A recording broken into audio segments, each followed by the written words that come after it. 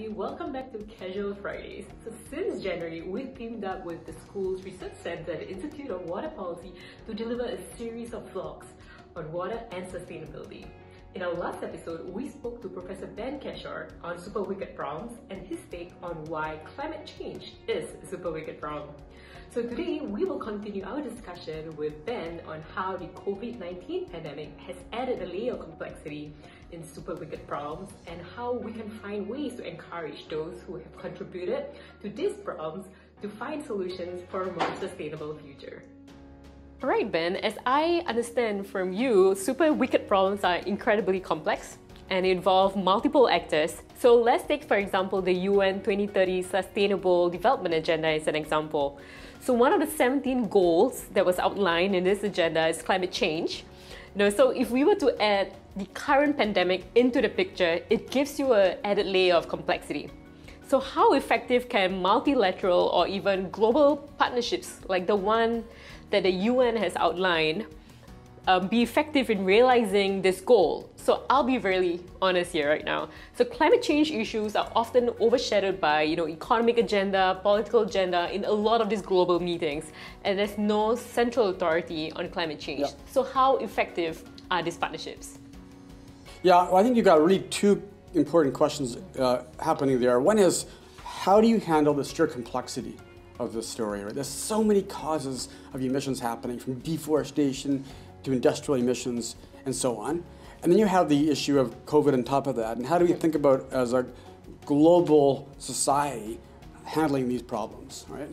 So, while it's very daunting for sure, we have developed the super wicked frame. We're not actually in any way thinking we can't address these. We're actually excited to find ways to address them. Yep.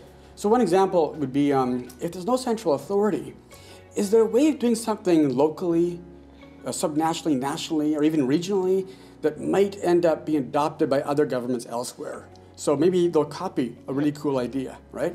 So we call this, can we find a cool policy tool or a policy lever that we can pull? It's easy to pull, but hard to reverse. So you begin thinking about your long-term selves by pulling this lever that might then be adopted by other governments over time.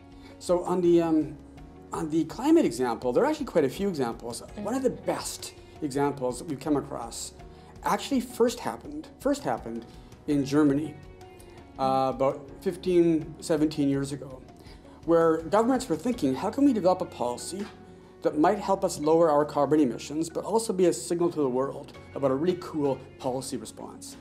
And they developed it's known as the Feed-In Tariff program.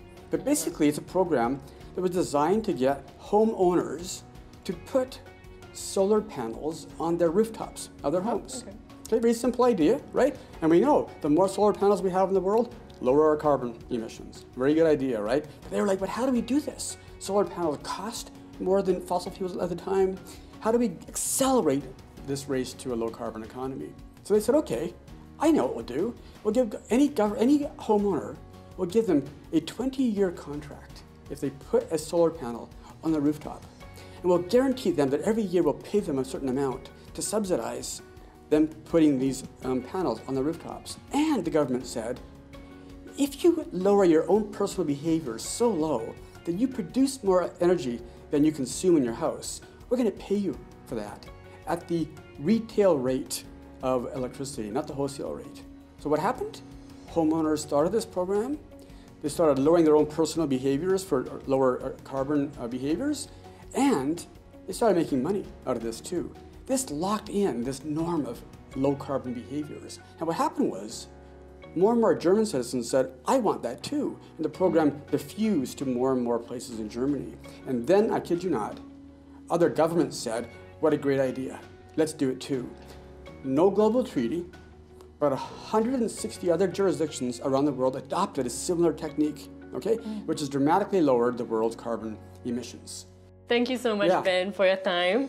So clearly, super wicked problems, multifaceted. We need to acknowledge the complexities. We need to put a stop to this irrational discounting and then, just postponing it to the future.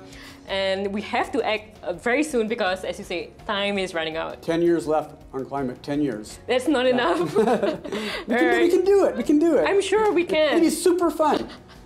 We have to get our act together. Yeah, we can do it. So, Ben has an upcoming paper about COVID, which is sort of framed as COVID as a super wicked problem. Yep. So do check out his upcoming paper on ResearchGate. The draft can be found on the link below.